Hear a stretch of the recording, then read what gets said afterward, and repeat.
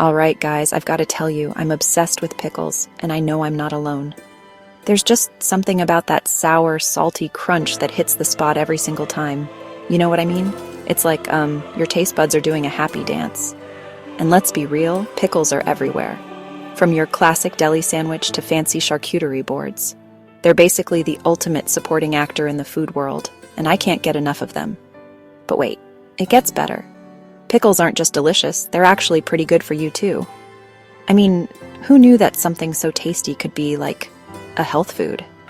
They're packed with probiotics, which are great for your gut health. And get this, they're super low in calories, so you can munch on them guilt-free. Plus, they've got a ton of vitamin K, which is really, really good for your bones. It's going to be great for you. Trust me on this. I've been snacking on pickles non-stop, and I've never felt better.